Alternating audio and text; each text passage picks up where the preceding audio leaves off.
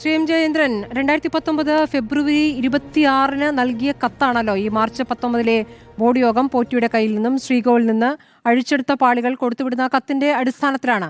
അതിനുശേഷം ദിവസങ്ങൾക്കകം 31 വാസു വിരമിക്കുന്നുണ്ട് കമ്മീഷണർ എന്ന സ്ഥാനത്തുനിന്നും. പിന്നീട് നമുക്കറിയാം ഈ യുവതി പ്രവേശ വിഷയമൊക്കെ വന്ന സമയത്ത് പത്മകുമാർ വിരമിക്കുന്നു, ആ സ്ഥാനത്തേക്ക് വീണ്ടും വാസുവിനെ എത്തിക്കുന്നു.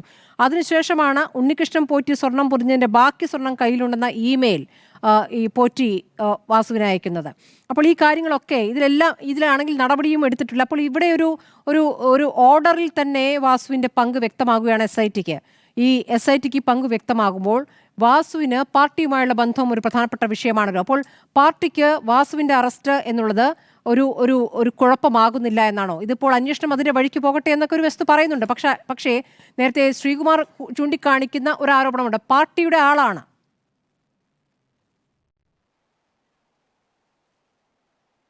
അതെ അതെ അതെ ശ്രീകുമാർ എൻ്റെ പ്രിയപ്പെട്ട സുഹൃത്താണ്.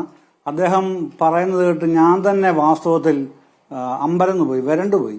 എന്താണ് ഇദ്ദേഹം പറയുന്നത് ഒന്നും മനസ്സിലായില്ല കേട്ടോ. കാരണം വാസു ദേവസ്വം ബോർഡ് പ്രസിഡന്റായിരുന്ന കാലത്തെ പ്രശ്നവുമായി ബന്ധപ്പെട്ടല്ലല്ലോ SITയുടെ ഇപ്പോഴത്തെ ഈ അറസ്റ്റ്. അത് ശ്രീകുമാറിന് അറിയാത്തതൊന്നുമല്ല. പക്ഷേ അദ്ദേഹത്തിന് പറയേണ്ടത് രാഷ്ട്രീയമാണ്. അദ്ദേഹം അത് അദ്ദേഹത്തിന്റെ രാഷ്ട്രീയ പാർട്ടിയുടെ രാഷ്ട്രീയം നന്നായി റെപ്രസെന്റ് ചെയ്യുകയും ചെയ്തു, അതിവിടെ പറയുകയും ചെയ്തിട്ടുണ്ട്, അതിരിക്കട്ടെ. പക്ഷേ പത്മകുമാറിന്റെ കാലത്ത് ആണ് വാസു ദേവസ്വം കമ്മീഷണറായിരുന്നത്. ഇപ്പോൾ ഇവിടെ വാസു ഇതിന്റെ സൂത്രധാരനാണ് എന്നൊക്കെ പറയുന്നത് കേട്ടു. എന്ത് സൂത്രധാരൻ? അങ്ങനെയാണോ? വാസുവിന്റെ ഈ കാലത്തെ ഇടപെടലിന്റെ പ്രശ്നങ്ങളാണല്ലോ അന്വേഷിക്കുന്നത്. അത് വിശദമായി അന്വേഷിക്കുന്നുണ്ടെന്ന് ഇപ്പോഴെങ്കിലും സമ്മതിച്ചാൽ നല്ല കാര്യം. എന്ന് പറഞ്ഞ ആൾക്കാരൊക്കെ ഉണ്ടല്ലോ. മൊഴികൾ അങ്ങനെയാണ്. മൊഴികൾ ആരും കണ്ടിട്ടല്ലല്ലോ ഈ പറയുന്നത്. അതൊക്കെ ഇരിക്കട്ടെ. ഞാൻ പറയട്ടെ സ്മൃതി, ശ്രീകുമാറോട് സംസാരിക്കുമ്പോൾ ഇന്റർപ്രിട്ടേഷൻ താങ്കളുടെ ഇല്ല, ബാക്കിയുള്ള ആർക്കും ഇല്ല. ഞാൻ സംസാരിക്കുമ്പോൾ എന്തിനാണ് ഇങ്ങനെ ഇന്റർപ്രറ്റ് ചെയ്യുന്നത്? എനിക്ക് അതുകൊണ്ട് ഒരു ബുദ്ധിമുട്ടുമില്ല കേട്ടോ. ഞാൻ സൂചിപ്പിച്ചത് മാത്രമേ ഉള്ളൂ. താങ്കൾ എപ്പോഴും ഇടപെട്ടോളൂ, എനിക്കൊരു ബുദ്ധിമുട്ടുമില്ല. പറയാനുള്ളത് അനുവദിച്ചാൽ മാത്രം മതി. പിന്നെ ഇനി മൊഴി ഉണ്ടെങ്കിൽ ആ മൊഴിയൊക്കെ വരട്ടെന്ന്. ഇപ്പോൾ ഇവിടെ ഈ വാസുവിന്റെ ഓഫീസിലെ കമ്മീഷണറായിരുന്ന വാസുവിന്റെ ഓഫീസിൽ ഒരു സെക്ഷൻ ക്ലർക്കുണ്ട്. അയാളുടെ സ്വന്തം കൈപ്പടയിൽ തയ്യാറാക്കിയൊരു നോട്ട്, അത് സെക്ഷൻ സൂപ്രണ്ടും അസിസ്റ്റന്റ് കമ്മീഷണറും ഒപ്പിട്ട അറ്റസ്റ്റ് ചെയ്തത് ആ കൈപ്പട നോട്ടിൽ. അത് കഴിഞ്ഞ് പിന്നെ PA ടു കമ്മീഷണർ എന്ന് പറയുന്ന ഡെപ്യൂട്ടി കമ്മീഷണർ അറ്റസ്റ്റ് ചെയ്ത നോട്ട്, അതിലാണ് വാസുവിന്റെ ഒപ്പുള്ളത് ഏറ്റവും ഒടുവിൽ. അപ്പൊ ഇത്രയും പേര് കടന്നു വന്നിട്ടാണ് ഈ സാധനം വന്നിരിക്കുന്നത്. അതിൻ്റെ അത് അദ്ദേഹത്തിന് വിശദീകരണം അദ്ദേഹം കൊടുത്തിട്ടുണ്ട്. എന്താണെന്നുള്ളത് പലവട്ടം ചർച്ച ചെയ്തിട്ടുള്ളതുകൊണ്ട് ഞാനത് ഇവിടെ പറയാൻ വരുന്നില്ല. അത് പറയുകയും വേണ്ട. കാരണം വാസു തെറ്റ് ചെയ്തിട്ടുണ്ടെങ്കിലോ കുറ്റം ചെയ്തിട്ടുണ്ടെങ്കിലോ വാസു ശിക്ഷിക്കപ്പെടണം. പത്മകുമാറിന്റെ കാലത്ത് ഒരുപാട് ഇറഗുലാരിറ്റീസ് നടന്നിട്ടുണ്ടെന്നാണ് SITയുടെ കണ്ടെത്തൽ എന്നാണ് ഞാൻ മനസ്സിലാക്കിയിട്ടുള്ളത്. അപ്പോൾ അതിൻ്റെ അകത്ത് സ്റ്റാറ്റ്യൂട്ട് ലംഘിച്ചിട്ടുണ്ട് എന്നുവരെ പറഞ്ഞിട്ടുണ്ട് SIT എന്നൊരു അറിവ് എനിക്കുണ്ട്. അപ്പോൾ അത്തരം കാര്യങ്ങൾ ഇനി അന്വേഷിക്കുകയും വേണമല്ലോ. അതാണല്ലോ ഹൈക്കോടതിയുടെ കൃത്യമായ നിർദ്ദേശം. അതിനപ്പുറം ഇതിന് CPM general secretary MA baby, Pinarayi Vijayan, Govinda മാഷ് മുതൽ പേരെല്ലാം മറുപടി പറയണം എന്നൊക്കെയുള്ളത് വെറും കൽപ്പിത കഥകൾ മാത്രമാണ്. അതും ഇരിക്കട്ടെ, ഇവരെ കൊണ്ടെല്ലാം മറുപടി പറയിപ്പിക്കട്ടെ ശ്രീകുമാർ. അതിലൊന്നും എനിക്ക് ഒരു ബുദ്ധിമുട്ടോ വിരോധമോ വിയോജിപ്പോ പോലും ഇല്ല. അവരൊക്കെ മറുപടി പറയാൻ വിധിക്കപ്പെട്ടവരാണെങ്കിൽ മറുപടി പറയുകയും വേണം. പക്ഷെ പ്രശ്നം എന്താണ്?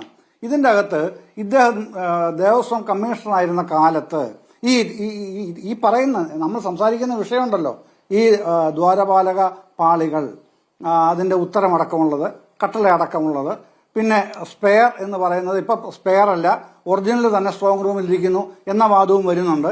ഇതൊക്കെ ആരുടെ ഉത്തരവാദിത്തത്തിലുള്ളതാണ് സ്മൃതി? ഒരു നിമിഷം ഒന്ന് റീതിങ്ക് ചെയ്താൽ മതി. ഇത് തിരുവാഭരണ കമ്മീഷണറുടെ അദ്ദേഹമല്ലേ കസ്റ്റോഡിയൻ, അദ്ദേഹമല്ലേ എന്തിനെങ്കിലും അനുമതി കൊടുക്കണമെങ്കിൽ, ഏത് തരത്തിലുള്ള അനുമതി വേണമെങ്കിലും കൊടുക്കേണ്ടത് ദേവസ്വം കമ്മീഷണറാണോ അതോ തിരുവാഭരണ കമ്മീഷണറാണോ? ഇതൊക്കെ സ്റ്റാറ്റ്യൂട്ടിൽ ഉണ്ടെന്നേ.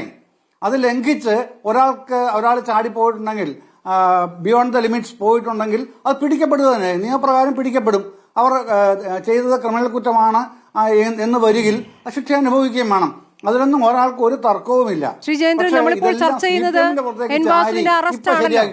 അദ്ദേഹം 3ാം പ്രതിയുമാണല്ലോ. അപ്പോൾ എങ്ങനെയാ 3ാം പ്രതിയാകുന്നു, എങ്ങനെ അറസ്റ്റ് ഉണ്ടാകുന്നു എന്നാണ് അങ്ങയുടെ അനുമാനം? ഞാനതാണ് പറഞ്ഞത്. ഞാൻ അതുകൊണ്ടാണ് ആ പ്രോസസ്സാണ് ഞാൻ പറഞ്ഞത്. അദ്ദേഹത്തിന്റെ ഓഫീസിലെ ദേവസ്വം കമ്മീഷണർ ഓഫീസിലെ സെക്ഷൻ ക്ലാർക്ക് പിന്നെ അദ്ദേഹത്തിന്റെ കൈപ്പടയിൽ ഒരു നോട്ട് തയ്യാറാക്കുന്നു. അതിന് മുകളിലുള്ള ഓഫീസർമാർ 1, 2, 3, 4 ഓഫീസർമാർ അത് കണ്ടു കഴിഞ്ഞ് അതിൽ ഒപ്പിട്ടിട്ട് അതിൽ അവസാനം ദേവസ്വം കമ്മീഷണറായ വാസുവിനടുത്ത് ചെല്ലുന്നു. അദ്ദേഹം അതിൽ ഒപ്പിട്ടിരിക്കുന്നു. അവിടെയാണ് ഈ പ്രധാനപ്പെട്ട പ്രശ്നം നിൽക്കുന്നത്. അതിന്റെ ബാക്കി കാര്യങ്ങൾ അത് നിയമപരമാണോ, നിയമവിരുദ്ധമാണോ, ക്രിമിനൽ ഗൂഢാലോചനയാണോ, അതോ ഈ കണ്ണിവൻസ് ഒത്താശ ചെയ്തു കൊടുക്കലാണോ എന്നൊക്കെയുള്ളത് പിന്നെ ഇനി നിശ്ചയിക്കാനിരിക്കുന്നത് കോടതിയാണല്ലോ. അതിന്റെ വഴിക്ക് പോകട്ടെ. അതിനെ സംബന്ധിച്ചൊന്നും ഞാൻ അഭിപ്രായം പറയുന്ന ആളുമല്ല, ഞാൻ പറയുകയില്ല. പ്രതികളായവരുമായിട്ടുള്ള എൻവാസുവിന്റെ ബന്ധം ഒരു പ്രധാനപ്പെട്ട കാര്യമായി തെളിവായി SIT എടുത്തിട്ടുണ്ട് എന്നാണ് മനസ്സിലാക്കുന്നത്. ശ്രീ ജയേന്ദ്രൻ, ഇപ്പോൾ PK ഗുരുദാസൻ മന്ത്രിയായിരിക്കുമ്പോൾ അദ്ദേഹത്തിന്റെ പ്രൈവറ്റ് സെക്രട്ടറി ആയിരുന്നല്ലോ എൻ വാസു. അന്ന് എക്സിക്യൂട്ടീവ് ഓഫീസറായിരുന്നു അന്ന് സുധീഷ് കുമാർ. ആ സുധീഷ് കുമാറിനെ ദേവസ്വം ബോർഡ് പ്രസിഡന്റ് ആക്കുമ്പോൾ PA ആക്കുന്നുണ്ട് എൻ വാസു. അപ്പോൾ സുധീഷ് കുമാറും ഇതിൽ കേസിൽ അറസ്റ്റിലായ ഒരാളാണ്. ഇപ്പോൾ ഈ പറയുന്ന സുധീഷ് കുമാറും പറയുകയാണ് എൻ വാസു പറഞ്ഞിട്ടാണ് എന്ന്. സുധീഷ് കുമാർ പറയുന്നു, ബൈജു പറയുന്നു, ഇപ്പോൾ അറസ്റ്റിലായി എല്ലാവരും പറയുകയാണ്, മുരാരി ബാബുവും പറയുകയാണ് എൻ വാസു പറഞ്ഞിട്ടാണ് എന്ന്.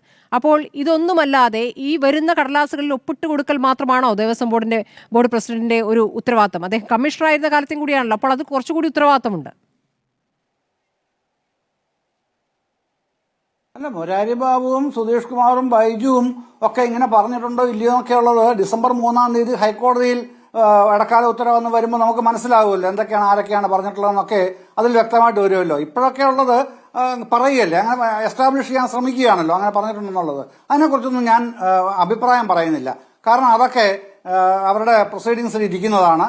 ഡിസംബർ 3-ന് ഹൈക്കോടതിയിൽ അക്കാര്യത്തിൽ SIT വീണ്ടും റിപ്പോർട്ട് കൊടുക്കും. അന്ന് ഇടക്കാല ഉത്തരവ് വരുമ്പോൾ മനസ്സിലാവും ആരൊക്കെ എന്തൊക്കെ പറഞ്ഞിട്ടുണ്ടെന്നുള്ളത്. ശബരിമലയുടെ വികസനവുമായി ബന്ധപ്പെട്ടാണ് ഈ ആഗോള അയ്യപ്പ സംഗമം നടത്തിയതെന്നാണല്ലോ സർക്കാർ പറയുന്നത്. അപ്പോൾ ശബരിമലയ്ക്ക് വേണ്ടി, ശബരിമലയുടെ വികസനത്തിന് വേണ്ടി ഒരു ആഗോള അയ്യപ്പ സംഗമം വലിയ രൂപത്തിൽ നടത്തുകയാണ്.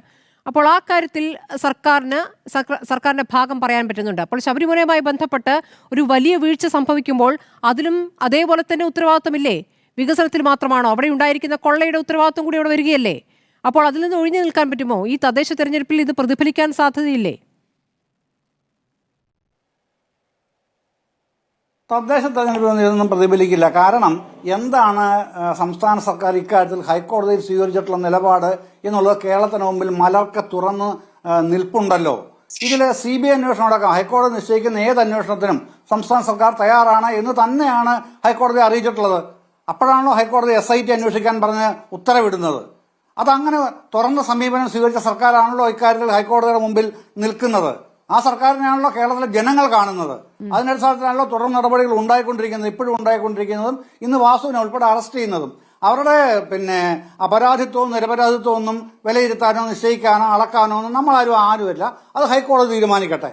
പക്ഷെ ആരായാലും ശരി അത് രാഷ്ട്രീയ നേതാക്കൾ ഉണ്ടെങ്കിൽ, ഞാൻ വ്യക്തമായിട്ട് ഒന്നുകൂടെ പറഞ്ഞാൽ, ഇനി പത്മകുമാറിന്റെ കാലത്തെ ദേവസ്വം ബോർഡോ ഭാരവാഹികളോ ഭരണക്കാരോ, ഇനി പ്രശാന്തിന്റെ കാലത്തെ ഭാരവാഹികളോ ഭരണക്കാരോ ഇതുമായി ബന്ധപ്പെട്ടിട്ടുണ്ടെങ്കിൽ അവർ കുറ്റക്കാരാണെന്ന് തെളിയാതെ ശിക്ഷ അനുഭവിക്കുക തന്നെ വേണമെന്നേ. അതിനൊന്നും സ്മൃതി ഒരു തർക്കവുമില്ല. പക്ഷേ അതിനെല്ലാം CPM പിഴ മൂളണം. ഇതെല്ലാം CPMന്റെ തലയ്ക്ക് ചാർത്തിയേക്കാം. തദ്ദേശ തെരഞ്ഞെടുപ്പിൽ അടപടലെ താഴെ കിടക്കുന്നു, ഇതെല്ലാം തങ്ങൾക്ക് ഗുണകരമാവും എന്നൊക്കെയുള്ള ആ സ്വപ്നം മലപ്പുറക്കാരുടെ സ്വപ്നം മാത്രമേ ആവുന്നുള്ളൂ.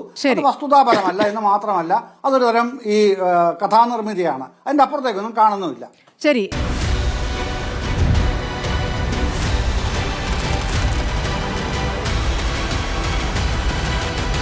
ഡിബേറ്റ് വിത്ത് സ്മൃതി പരുത്തിക്കാട്.